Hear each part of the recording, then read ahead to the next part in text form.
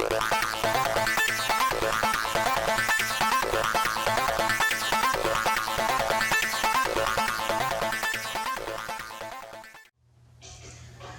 welcome everyone. I was thinking to make a very like a special video today explaining two key factors that in spiritual life is very important. It is absolutely vital to understand and to also utilize both. So what are those two things? The two things are Yantra and Archon. These are very important to understand, to move forward, to actually enter into the practice of spirituality. Yeah? So we know about Archon. Most of the devotees, they know about Archon. Archon is like deity worship. Deity worship is exclusively connected to the ancient world, Aryan world, the old Vedic civilization that encompassed the whole planet. But the center of it, the very center, like the heart of it, was in India. So the Archon really means like you have a form of God that you worship and you make a connection with that form through worship, and that form itself is spiritual. Like in a Western world, because we are very scientific minded, everything is matter, everything book is matter, the deity, form of deity is matter. So the natural conclusion is that, oh well, all the forms of deity are matter. So why would you worship matter? God is infinite and you're putting into some clay form. So that's not acceptable, it's not even auspicious. So now zooming back to the Vedic world, Vedic civilization, they understand that God is omniscient. They understand if you're gonna connect with God, He can connect with you. He can do anything He wants. He can come to the material world in His form that reminds you first, oh, it's like Him, and then at some point through that form He can show His real form, right? So they're not trying to limit the power of God, while the modern Western world, they are trying to limit it. They are trying to put a God in a box. Oh, you cannot do that, right? So that's the first key thing to understand. Archon. So Archon is done through the mantras, and the purpose of Archon is not waving the incense or ghee lamps or any of that, or doing like a physical activity. No. The idea of the Archon is that what you worship, it's in your heart, first of all. So you bring what is in your heart on a table externally to see, and then you perform all these activities, like offering incense, ghee lamps, maybe oil, maybe chamar, flowers, so many things you can do, so many. You can recite prayers, you can sing, it goes, the list is endless. So the idea of Archon is to design your mind in such a way that one day you can do everything internally in your mind and then in the heart. Does it make sense? So you kind of practice. When this becomes your second nature, your mind is adjusted to it, and then it brings it in your heart, and you can do the same thing internally. So you enter in an internal world, especially in your heart chakra. So that's the next stage of it. And now we're coming to the place of Yantra, right? So what is Yantra? This is called Global Yantra. It's coming from Brahma Samhita.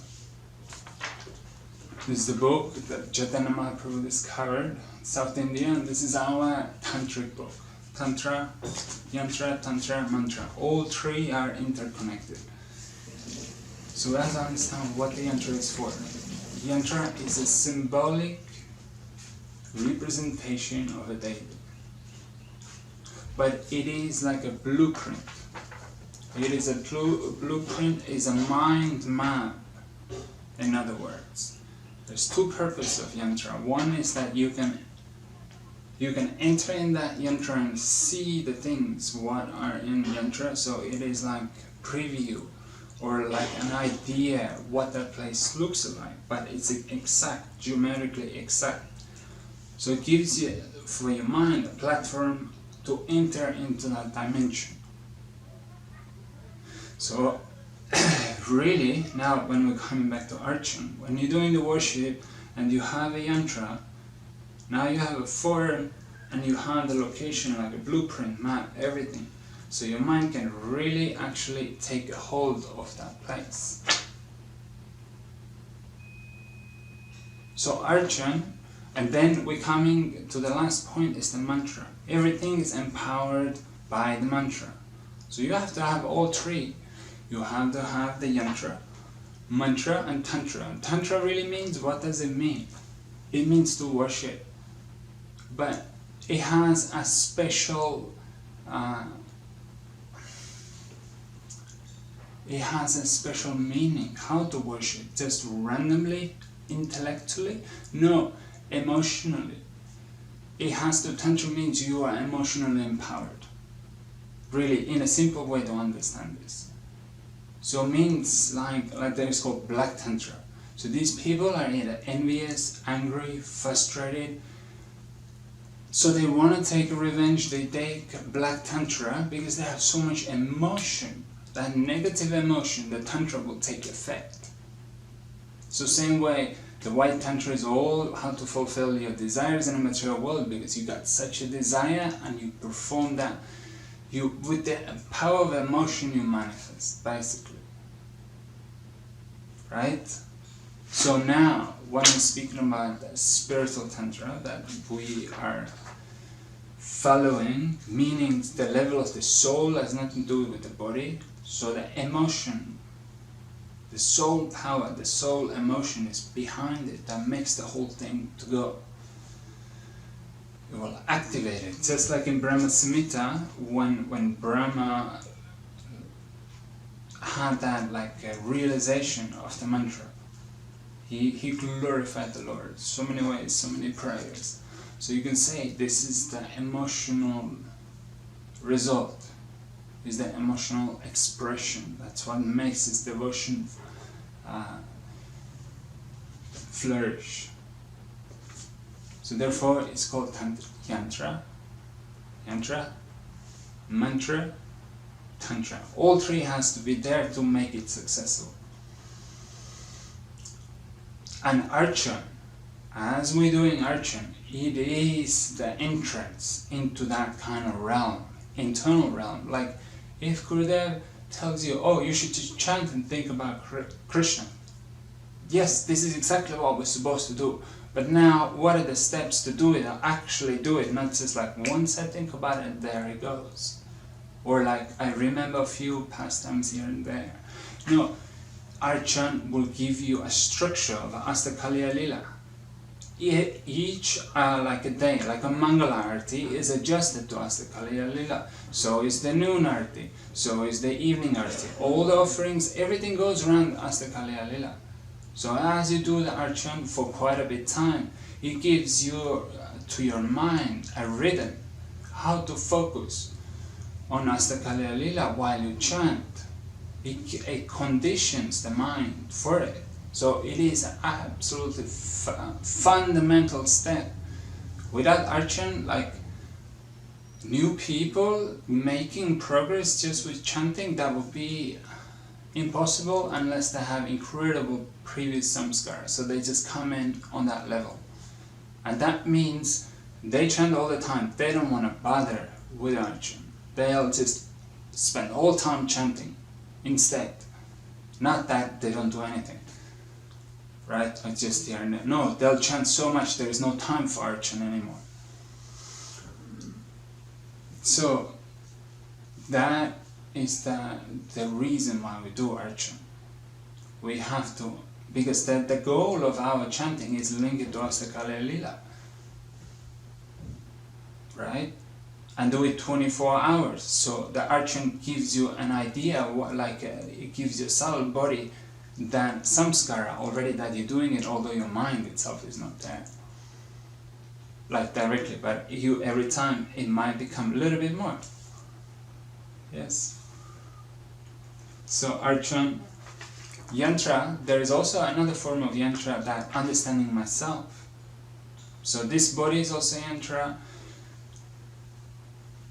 like a machine, right? So what is the blueprint for the machine? And this is called Sankhya Yoga. You got a soul, you got intelligence, you got chitta, you got a manas, a ahankar, 5 senses, and here we go, material world. So first one has to understand the Sankhya Yoga, and then second one is understanding this yantra. Both of them are yantras, but this yantra, this is like the map of spiritual world and how you enter into this place. Yeah? It's done by the power of mantra, but you need kind of the landing place. Your mind needs something to hold on to and start building around it. Yes? Okay, so we keep it here. Thank you for listening. Give a comment if you like, and see you next time. Ciao.